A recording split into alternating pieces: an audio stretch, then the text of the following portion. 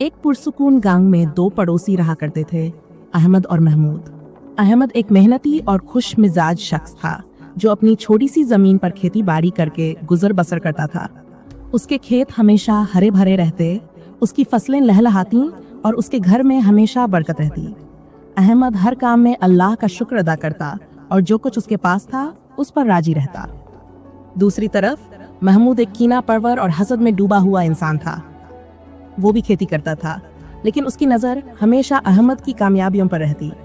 जब अहमद की फसल अच्छी होती तो महमूद का दिल जलता। जब अहमद के घर में खुशियों का आसमां होता तो महमूद को बेचैनी घेर लेती। महमूद अपनी मेहनत पर कम और अहमद को नुकसान पहुंचाने पर ज्यादा तवज्जो देता था। महमूद के हस्द की आग धीरे धीरे बढ़ती गई। उसने अहमद को नुकसान पहुंचाने के नए तरीके सोचना शुरू कर दिए। एक दिन उसने रात की तारीकी में अहमद के खेतों में कांटे बिखेर दिए ताकि उसकी गाय और बैल जख्मी हो जाएं। लेकिन अहमद को सुबह सवेरे ही इस बात का इल्म हो गया। उसने एहतियात से कांटे निकाले और अल्लाह का शुक्र अदा किया कि बड़ा नुकसान होने से बच गया। महमूद का ये वार खाली गया।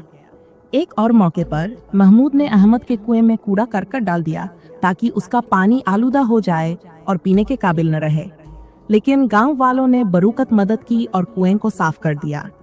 अहमद ने इस पर भी सब्र किया और किसी से शिकायत नहीं की। वो जानता था कि ये सब महमूद की हरकतें हैं, लेकिन उसने अल्लाह पर मामला छोड़ दिया। महमूद की हज़्द की इंतहा उस वक्त हुई जब उसने अहमद के बारे से उसकी सबसे मती बकरी चुराने की कोशिश की। लेकिन खुशकिस्मती से अहमद का बेटा रात को जाग रहा था और उसने महमूद को रंगे हाथों पकड़ लिया। गांव वाले जमा हो गए और महमूद की शर्मिंदगी की इम्तिहान रही। गांव के बड़े बुजुर्गों ने महमूद को समझाया और उसे उसके मनफी अमाल के नतीजे से आगाह किया। हस्द का बेफायदापन और सुकून की तलाश, इन मुसलसल नाकामियों और शर्मिंदगियों के बाद महमूद को अपनी हिमाकत का कुछ एहसास हुआ। उसने देखा कि अहमद को नुकसान पहुंचाने की हर कोशिश में उसने सिर्फ अपना वक्त, अपनी तवानाई और अपनी इज्जत जाया की। उसके अपने खेहसत की वजह से बंजर होते जा रहे थे, उसके घर में बेबरकती बढ़ती जा रही थी और उसका दिल हर वक्त एक अजीब सी बेचैनी में मुबतला रहता था। एक रात महमूद तन्हाई में बैठा अपने माजी के अमाल पर गौर कर रहा था। उसे एहसास हुआ कि उसके हज़द ने उसे कहीं का नहीं छोड़ा था।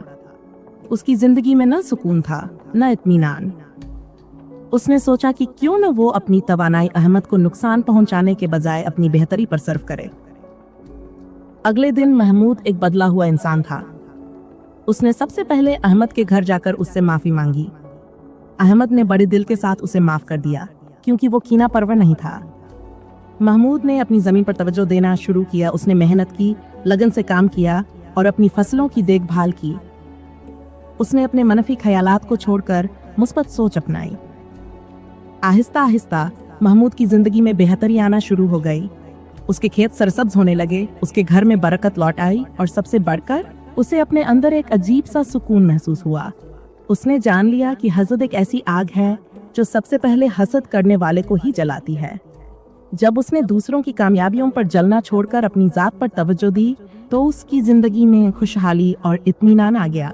अखलाकी सबक हसद का तबाहकुन जज्बा है जो सिर्फ हसद करने वाले को नुकसान पहुंचाता है। अपनी तरक्की और फलाह पर तवज्जो देना बेहतर है। ये कहानी हमें सिखाती है कि दूसरों की कामयाबियों से जलना और उन्हें नुकसान पहुंचाने की कोशिश करना सिर्फ अपनी जात को नुकसान पहुंचाने के मुतरादिफ है। हकीकी खुशी और इत्मीनान दूसरों से मुकाबला करने या उन्हें नीचा दिखाने में नहीं, बल्कि अपनी सलाहियतों को निखारने, अपनी मेहनत पर भरोसा करने और अपने अंदरूनी सुकून पर तवज्जो देने में है। क्या आपने कभी महसूस किया है कि किसी के लिए बुरा सोचने से आपको खुद ही ज्यादा ज़हनी बोझ उठाना पड़ता है?